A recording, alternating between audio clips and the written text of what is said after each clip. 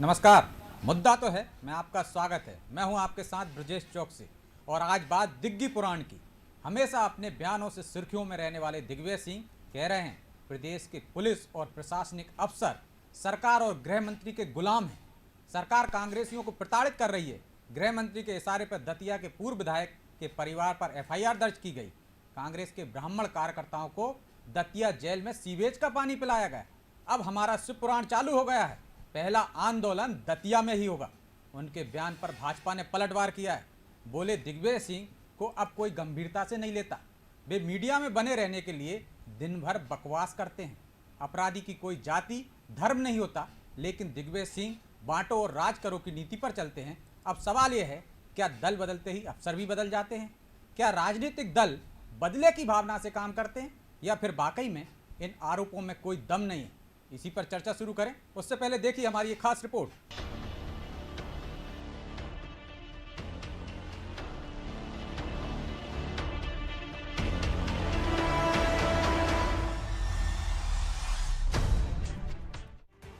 मध्य प्रदेश में 2023 में होने वाले विधानसभा चुनाव से पहले राजनीतिक दलों के बीच आरोप प्रत्यारोपों का दौर जारी है। विपक्ष के निशाने पर सरकार के साथ ही पुलिस और प्रशासनिक अधिकारी भी आ चुके हैं। वो अधिकारी जो कांग्रेस के शासनकाल में बीजेपी कार्यकर्ताओं पर डंडे और थप्पड़ बरसा रहे थे। दरअसल मध्य प्रदेश कांग्रेस और दिग्विजय सिंह ने गृह मंत्री नरोत्तम मिश्रा के खिलाफ मोर्चा खोलने का मन बना लिया है। इसको लेकर पीसीसी कार्यालय में एक बैठक का भी आयोजन किया गया, जिसमें ये तय किया गया कि कांग्रेस और दिग्विजय सिंह अभियान की शुरुआत दतिया जिले से करेंगे। इसके साथ ही दिग्गी ने प्रेस कॉन्फ्रेंस का आयोजन कर गृह मंत्री नरोत्तम मिश्रा पर आरोप तो लगाया ही, साथ ही सरकारी अधिकारी और पुलिस को गृह मंत्री की गुलामी करने का भी आरोप लगाया और कहा कि अधिकारी और पुलिस ने मिलकर पूर्व विधायक राजेंद्र भारती समेत पूरे परिवार पर फर्जी एफआईआर दर्ज की है। साथ ही दतिया जिले में 50 से अधिक कार्यकर्ताओं पर भी फर्जी एफआईआर दर्ज करवाई गई। इसके साथ ही दिग्विजय सिंह ने कहा कि बैठक में तय किया गया है कि फर्जी मुकदमे दर्ज करने के मामले को लेकर मुख्यमंत्री से मुलाकात की जाएगी। झूठे प्रकरण कांग्रेस के कार्यकर्ता, समर्थकों और नेताओं पर लगाए जा रहे हैं, जबकि हमारे शिकायत पर कोई काम एक्शन नहीं हो रहा है। सबसे बड़ा उदाहरण है दतिया जिले का। 50 से ज्यादा झूठे प्रकरण में कांग्रेस कार्यकर्ताओं को फंसाया जा रहा है। दतिया जिले के केसेस को इकट्ठा करके माननीय मुख्यमंत्री शिवराज सिंह चौहान जी के पास जाकर कमलनाथ जी के नेतृत्व में सारे दतिया जिले के उत्पीड़ित परिवार को हम इकट्ठे करेंगे, ले जाएंगे। इसके साथ ही दिग्गी ने कहा कि इस अभियान के बाद शिव पुराण चालू किया जाएगा और सीएम शिवराज की शिकायत बीजेपी के राष्ट्रीय अध्यक्ष जेपी नड्डा से की जाएगी। हालांकि दिग्विजय सिंह के इस अभियान पर सियासत देखने को मिलने लगी है। बीजेपी नेता लगातार दिग्गी पर पलटवार करते नजर आ रहे हैं। इधर बीजेपी नेता लोकेंद्र पाराशर ने कहा कि दिग्विजय सिंह मीडिया में बने रहने के लिए कुछ भी बयान दे रहे हैं। देखो, मेरी आप समाचार माध्यमों से एक अपील है कि दिग्विजय सिंह जैसे सिरफिरे व्यक्ति की खबरें दिखाना बंद करो। केवल मीडिया में रहने के लिए कुछ तो भी बकवास करना सुबह से शाम तक। कोई अपराधी का जाति धर्म होता है क्या? लेकिन कांग्रेस के लिए होता है, कांग्रेस के नेताओं के लिए होता है। ये तो केवल लड़ाओ, बांटो और राज करो, न्यूसेंस फैलाओ, यही दिग्विजय सिंह की प्रासंगिकता बची है। समाज में कोई पूछ नहीं रहा, कांग्रेस में कोई पूछ नहीं रहा, परिवार में कोई भाव नहीं दे रहा है, तो क्या करें? चर्चा में कैसे रहें? तो जाहिर है कांग्रेस 2023 विधानसभा चुनाव के लिए अपनी जमीन तैयार करने के लिए आंदोलन शुरू कर रही है। लेकिन सवाल यही कि आखिर इस अभियान की अगुवाई दिग्विजय सिंह क्यों कर रहे हैं, कमलनाथ क्यों नहीं? और क्या इस अभियान से कांग्रेस अपने कार्यकर्ताओं को एक्टिव करने में सफल हो पाएगी? सवाल ये भी कि कमलनाथ के शासनकाल में जब पुलिस और प्रशासन बीजेपी कार्यकर्ताओं पर डंडे बरसा रहे थे, एफआईआर दर्ज करवा रहे थे, तब वो किसके गुलाम थे? क्या उस दौर में कांग्रेस के इशारे पर पुलिस और प्रशासन कार्य नहीं कर रहा था? ब्यूरो रिपोर्ट, अनादि टीवी।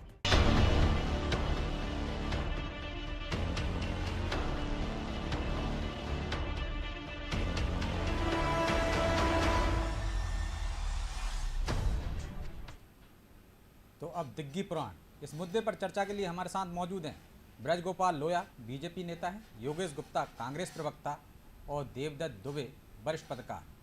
दुबे जी, शुरुआत आपसे ही करेंगे। आज गंभीर आरोप लगाए हैं दिग्विजय सिंह जी ने कि दतिया में 50 से ज़्यादा एफआईआर दर्ज की, पूर्व विधायक राजेंद्र भारती की और उनके परिवार पर भी मामले दर्ज हुए। लेकिन मैंने 4 शिकायतें की, मैंने यानी दिग्विजय सिंह ने, उन पर एक पर भी कार्रवाई नहीं हुई। अफसर गुलाम हो गए हैं गृह मंत्री के और सरकार के। क्या ये भाषा ठीक है? और जो भाषा बीजेपी इस्तेमाल कर रही है कि उन्हें कोई गंभीरता से नहीं ले रहा है, वो बकवास करते हैं, सिर फिरे व्यक्ति हैं। क्या राजनीति अब यहाँ आ गई और क्या अफसर गुलाम होते हैं? देखिए, जैसा बोगे वैसा काटोगे। राजनीतिक दलों में कोई भी दल हो, सब जब सत्ता में आते हैं तो उनको लगता है जैसे हम सर्वमान हैं, हम सर्व स्वीकृत हैं, हम मतलब सब कुछ हम ही है, नियम न कानून। तो जब एक दल सत्ता में आता है तो वो कार्रवाई करता है। आपने देखा होगा 1.5 साल की जब कांग्रेस सरकार थी, तब भाजपा के 3 बार के मुख्यमंत्री शिवराज सिंह कहते थे कि अधिकारी ये कर रहे हैं, हम पे बदले की भावना कर रहे हैं, हमारे झूठे मुकदमे लगा रहे हैं। यहाँ तक कि वो कलेक्टर की जब ये आंदोलन, जी राजगढ़ में थप्पड़ कांड भी हुआ था एक। हाँ पढ़वा जी, हाँ बस वही मैं याद कर रहा था कलेक्टर का। ऐसे तो अब जब आप कोई भी दल हो तो उसको भुगतना पड़ेगा। जब आप विपक्ष में आओगे तो हर दल ने, हर नेता ने, आज के दौर के देख लो सब ऐसे समझते हैं वो तो। और ये अधिकारियों कर्मचारियों की कमजोरी है कि वो कौन भ्रष्टाचार करते हैं, कुछ गलत काम करते हैं, नेताओं को दबे रहते हैं, या उनको लूप लाइन में जाने से डर लगता है। कोई मंत्रालय में नहीं बैठना चाहता, कोई विभाग में नहीं बैठ रहा। एक ऐसा गुत्थम गुत्था हो गया है, ये किसी एक दल एक नेता की बात नहीं है, ये पूरा सिस्टम ऐसा इसमें गूंथ गया है कि जब जो आता है वो दिखता हम देख लेंगे। अब हम देखते हैं हमारी सरकार। पहले से लोग कहते हैं कि हमारी सरकार आने दो। कमलनाथ जी कई बार कहते हैं कि 18 के बाद 19 भी आती है, तब कहते थे। तो ये जो खुद ही नेताओं ने आज के बाद कल भी आएगा, हाँ वो हमेशा कहते। तो ये जो नेताओं ने खुद ही उत्पन्न किया है ना, उनको खुद ही को देखना पड़ेगा कि आप फिर जब कभी ना कभी तो आप ऐसे तो होने क्या जरा मरो के आए कि हम हमेशा सत्ता में रहेंगे, विपक्ष में आपको भी आना पड़ेगा। एक जो था सिद्धांत थे पहले राजनीति में, जो कितना अच्छा माहौल था, एक समरसता थी, इतनी जीत की चाहत भी नहीं थी, सत्ता में आने की इतनी ललक भी नहीं थी कि हम सब पाप करके भी सत्ता में आना चाहें। अब जब सेवा ही करने आना है, यदि जनता नहीं सौंपती तो मत करो सेवा भैया। यदि जनता ही हुआ ना, जिसने पाप ना किया हो, जो पापी ना हो, वो पत्थर मारे। गुप्ता जी, बिल्कुल कुआं आपने खोदा, गड्ढा आपने खोदा, आरोप उन पर लगा रहे हैं। यदि आप पत्थर मारोगे और उम्मीद करोगे उधर से फूल बरसे। आपने कार्रवाई की, आपके अफसरों ने चांटे मारे, और अब आप कह रहे हो अफसर गुलाम हो गए हैं, बदले की भावना से कार्रवाई कर रहे हैं। देखिए ब्रजेश जी, 10,000 से ज्यादा पत्थरबाजों को छोड़कर महबूबा मुफ्ती के साथ सरकार जम्मू कश्मीर में किसने साझा करी? ये पूरे देश और प्रदेश की जनता भली भांति जानती है। तो कौम के आधार पर राजनीति करने वाले, धर्म पर आधार पर राजनीति करने वाले लोग आज ये बोलते हैं कि अपराधियों की कोई कौम नहीं होती, जबकि कांग्रेस हमेशा से ये मानती आ रही है कि अपराधी अपराधी होता है, ना वो हिंदू होता है ना मुसलमान होता है। अपराधी जो भी है उस पर कड़ा दंड और कड़ी कार्रवाई होना चाहिए, मगर बदले की भावना से अगर आप एक तरफा कार्रवाई, झूठे प्रकरण दर्ज करोगे सिर्फ इस खातिर की विपक्ष के नाते अगर कांग्रेस जनता के हित की आवाज सड़क से लेकर और विधानसभा और जेल तक उठाना चाहती है, तो आप उस आवाज को दबाने के लिए उनके खिलाफ झूठे प्रकरण दर्ज करोगे। और प्रकरण ही नहीं दर्ज कर रहे, इतनी बिलो द बेल्ट जाकर आप काम कर रहे हो कि एक ब्राह्मण को आप सीवेज का पानी पिलाते हो। तो इस प्रकार का प्रशासन शिवराज जी का है। जी गुप्ता जी, आप ही ने कहा था अभी कि कांग्रेस धर्म और जाति में बांटती नहीं है अपराधियों को। फिर दिग्विजय सिंह क्यों कह रहे हैं कि ब्राह्मणों को सीवेज का पानी पिलाया? वो कह रहे हैं मुसलमानों से पत्थर फेंकवाए। तो आप ही तो जाति धर्म में बांट रहे हैं ना। अब वो कह रहे हैं कि पूरी कौम को बदनाम कर रहे हैं। और इस तरह से आज भी जिस तरह से आपने सुना, उन्होंने कहा कि जाति धर्म नहीं होती अपराधी की, और सीवेज के पानी वाली बात पर भी और इस पर भी कि कार्रवाई पर भी कि कार्रवाई की है, तो ये देखकर नहीं की ब्राह्मणों पर कार्रवाई की है। नहीं तो मतलब कोई भी समुदाय का, कोई भी वर्ग विशेष का व्यक्ति होगा, तो क्या आप कार्रवाई के नाम पर उसको सीवेज का पानी पिलाएंगे? क्या यह न्यायोचित है? क्या हमारा संविधान इस बात की अनुमति देता है? इस बात पर भी तो संज्ञान लेना चाहिए शिवराज प्रशासन को। ISI तक आप पठानकोट में ISI को बुलाते हैं, कंधार तक विमान अपहरण करके और आतंकवादियों को छोड़ने जाते हैं। नवाज शरीफ के यहाँ बिरयानी खाने जाते हो, दिन भर हिंदू मुसलमान के अलावा कुछ भी नहीं करते हैं आप। और अपने जाति धर्म में वो नहीं बांट रहे, जाति धर्म में आप बांटते हैं। और ये कौन सी भाषा हुई आपके नेताओं की, आपके मीडिया प्रभारी की, कि दिग्विजय सिंह सिरफिरे व्यक्ति हैं, बकवास करते रहते हैं, न्यूज सेंस पैदा करते रहते हैं, 10 साल मुख्यमंत्री रहे प्रदेश के। क्या भाषा का स्तर इतना गिर गया? ब्रजेश जी, आप मुझे एक बात बताइए कि जो व्यक्ति जिस तरह के काम करता है उस तरह के शब्दों का इस्तेमाल उसके लिए होता है। ये दिग्विजय तो सिंह गांधी जी का के देश है, पिछले एक चाटा मारो दूसरा मैं गाल आगे कर देते मैं हैं। आपसे नहीं नहीं, फिर दिग्विजय सिंह जी आगे करते रहे ना, कौन रोक रहा है उन्हें? कोई ऐसा नहीं है कि ये गांधी का देश है तो केवल भारतीय जनता पार्टी के कार्यकर्ताओं के लिए है, ये 135 करोड़ देशवासियों के लिए है, ये दिग्विजय सिंह जी के लिए भी है। तो उनमें यदि से एक किन्हीं भी पत्थर कार्यकर्ताओं मारेगा पे तो भाजपा का कार्यकर्ता डबल पत्थर मारेगा। मैं आपसे कहते रहूं, बिल्कुल नहीं मारेगा, भाजपा का कार्यकर्ता कहीं पत्थर नहीं मारेगा, मगर जो पत्थरबाज हैं उनको कानून के समक्ष प्रस्तुत करेगा। दूसरी बात अभी जो मैं कह रहा था, दिग्विजय सिंह जी के पिछले केवल 15 दिनों की आप पूरी बातें देख लें। पहले एक ट्वीट किया जिसमें एक मस्जिद पर भगवा फहराते दिखाया, फिर उस ट्वीट को डिलीट कर दिया। फिर उसके बाद परसों उन्होंने एक बयान जारी किया, मीडिया के सामने आए और ये कहा कि वहां भारतीय जनता पार्टी ने मुसलमान युवकों से पैसे देके पत्थर फेंकवाए। तो आप मुझे एक बात बताइए, ये बातें करते करते व्यक्ति को कौन सा शब्द ठीक है ब्रजेश जी? वही शब्द का अपन इस्तेमाल करते हैं। ब्रजेश जी जवाब ले लीजिए। दूसरी बात, जवाब ले लीजिए। बिल्कुल जवाब क्यों नहीं लेंगे आप तो बिल्कुल जवाब देने ही बैठे योगेश जी। अब आप तीसरी बात सुन लीजिए कि जिसके लिए हम आप यहाँ चर्चा जिस विषय पर कर रहे हैं, एक तो विषय ये है कि दिग्विजय सिंह जी का माइंड सेट, वो किस दिशा में मध्य प्रदेश की राजनीति को ले जाना चाहते हैं। वो चाहते हैं कि मध्य प्रदेश में लॉ एंड ऑर्डर की स्थिति चौपट हो जाए, वो चाहते हैं कि मध्य प्रदेश में एक वर्ग संघर्ष की स्थिति निर्मित हो जाए, और केवल हिंदू मुस्लिम से भी उन्हें जब संतुष्टि नहीं मिलती है तब वो जातियों की बात करते हैं। फिर वो कहते हैं कि ब्राह्मण, फिर कभी कहेंगे क्षत्रिय, फिर कभी कहेंगे वैश्य, कभी कहेंगे हमारा अनुसूचित जाति का व्यक्ति, कभी जनजाति का व्यक्ति। मैं समझ नहीं पा रहा हूं कि जो व्यक्ति रोज जातियों की चर्चा करता है, रोज धर्म के आधार पर इस राज्य को बांटने की कोशिश करता है, और वो ये कहता है कि संविधान ने, अभी योगेश जी संविधान की चर्चा कर रहे थे, कि संविधान ने अधिकार दिया है दिग्विजय सिंह जी को कि आप एक धार्मिक स्थल पर इस तरह का ट्वीट करें। कौन से संविधान ने आपको अधिकार दिया है जिस अधिकार के तहत आपने ये कहा है? जवाब ले लीजिए। मुस्लिम ठीक है योगेश गुप्ता जी, ब्राह्मण शब्द का इस्तेमाल क्यों किया? क्या आपको लगता है ग्वालियर चंबल में उस तरह से आप जातिवाद में बांट देंगे तो आपको फायदा उठ जाएगा? मुसलमानों की पैरवी करते हैं, फिर उन्हें कटघरे में खड़ा कर देते हैं, आदिवासियों की पैरवी करते हैं, दलितों की पैरवी करते हैं, करना चाहिए नहीं, लेकिन जाति और धर्म के आधार पर क्यों बांट रहे हैं? क्या वोट बैंक दिख रहा है? देखिए ब्रजेश जी, कांग्रेस पार्टी का मूल मंत्र है सर्वधर्म समभाव और सर्ववर्ग हित है। कांग्रेस पार्टी ने कभी भी धर्म आधारित राजनीति नहीं करी। धर्म आधारित राजनीति करने वाले आज सत्ता में काबिज हैं, और ना सिर्फ वो आज धर्म के आधार पर संघर्ष करा रहे, आगे आने वाले समय में अगर इसी प्रकार चलता रहा तो आप निश्चित रूप से ये देखेंगे कि ये वर्ग संघर्ष को भी अंजाम देंगे। ये अपनी कानून व्यवस्था की स्थिति बिगाड़ना चाहते हैं दिग्विजय सिंह जी।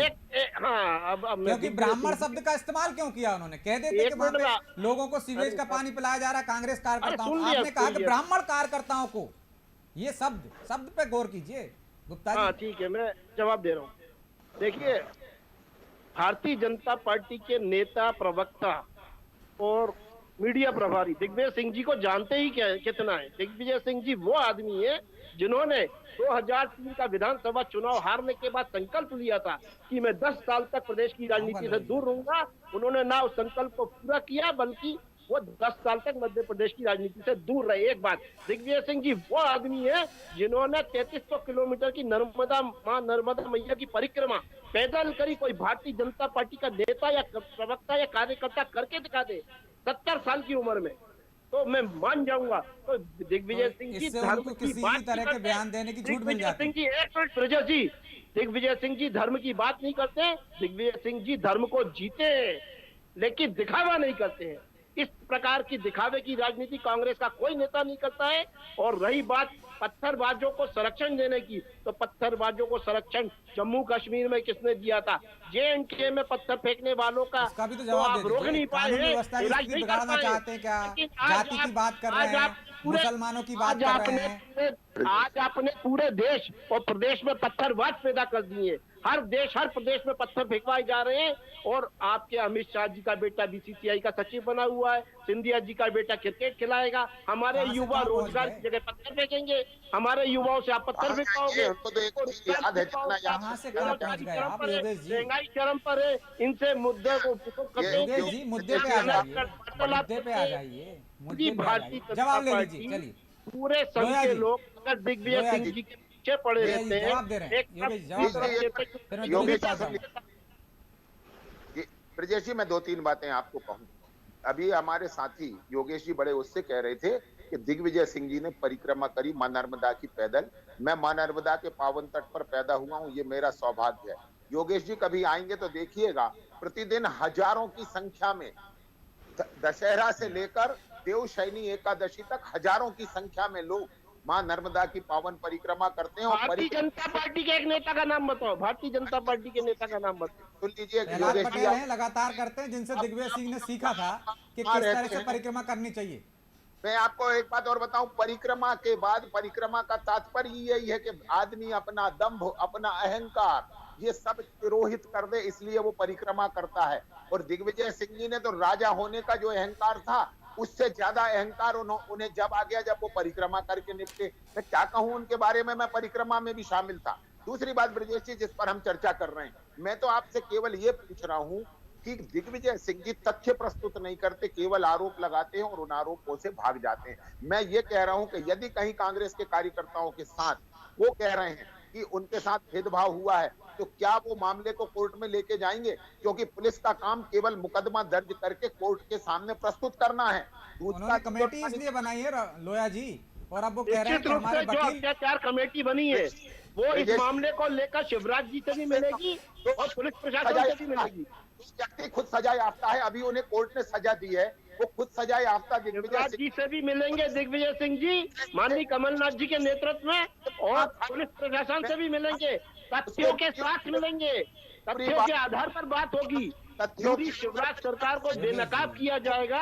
आज की जो प्रेस कॉन्फ्रेंस है, उससे कांग्रेस के प्रत्येक कार्यकर्ता का मनोबल बढ़ाए।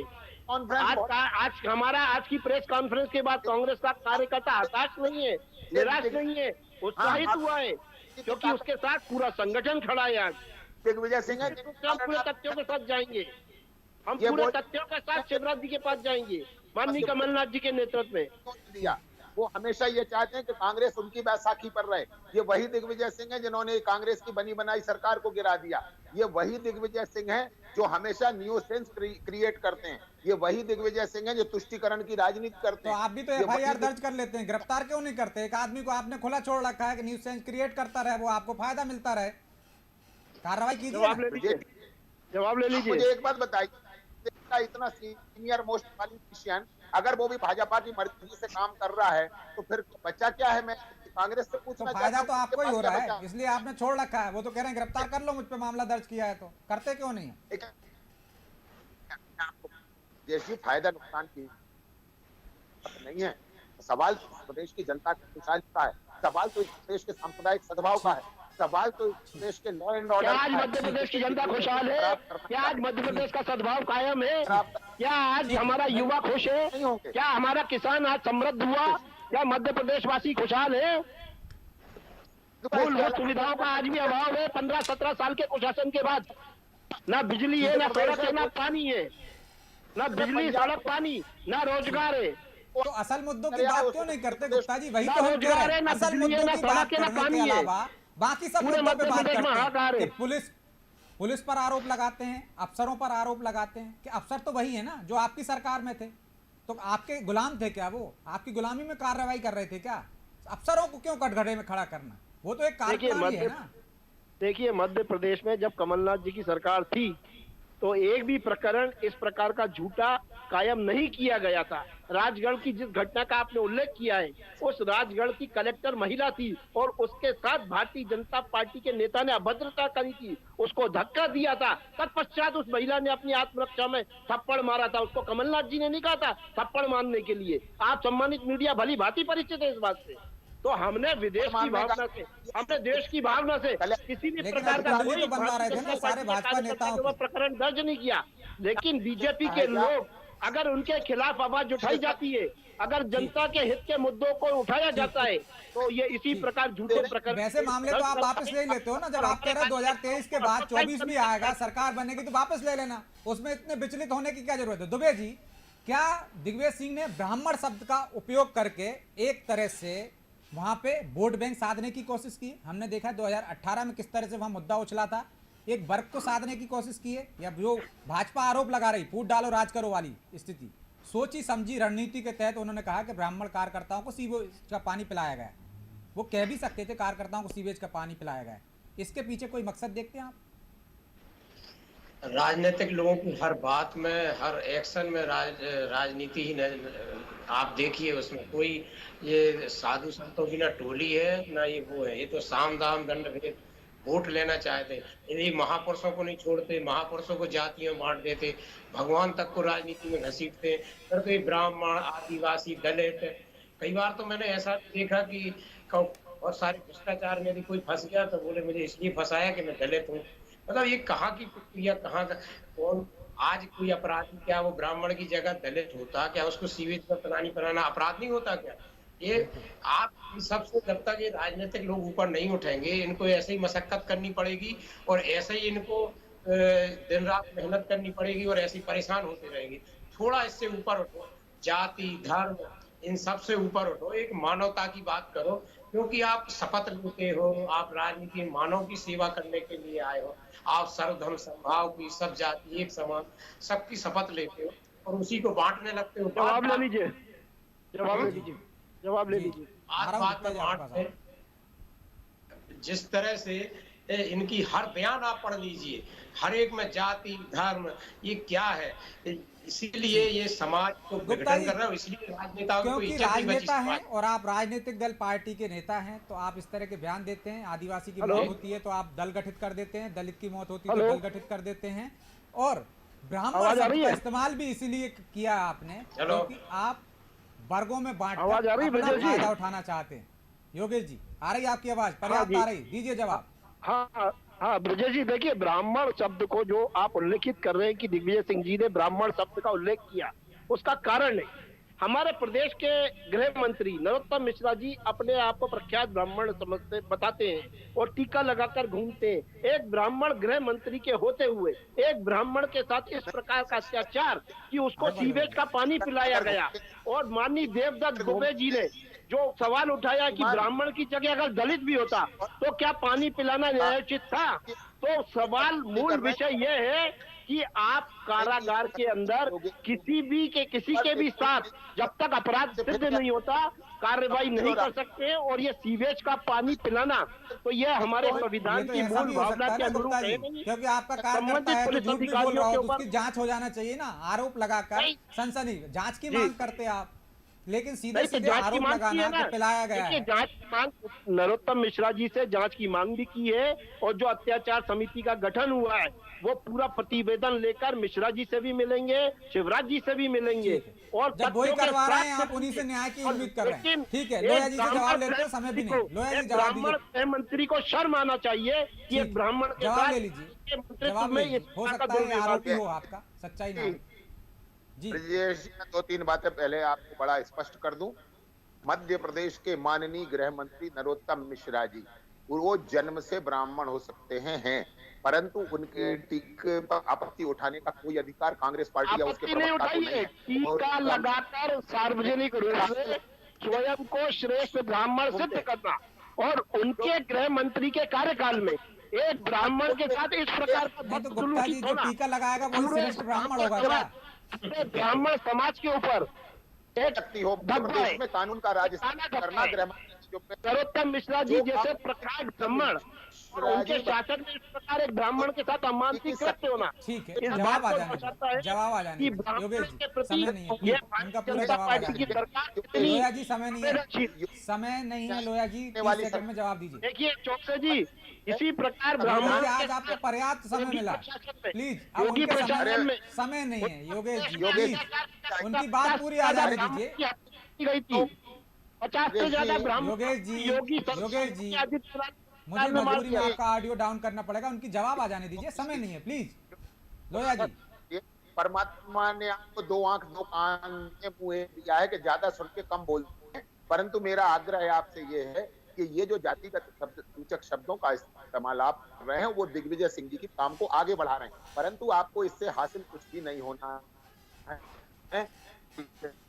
इस प्रदेश में कानून का राज है, संवैधानिक संस्थाओं का राज है और माननीय गृह मंत्री जी इस प्रदेश में कानून और व्यवस्था की स्थिति में कोई कमी ना आए इसके लिए प्रतिबद्ध है और उससे दिग्विजय सिंह जी की जो ठीक है, योजनाएं कानून हैं का राज वो ही विफल रहना होती चाहिए। हैं। बहरहाल अब समय इजाजत नहीं देता, इसलिए चर्चा को यहीं विराम देना पड़ेगा। आप तीनों मेहमानों का बहुत बहुत शुक्रिया चर्चा में शामिल होने के लिए।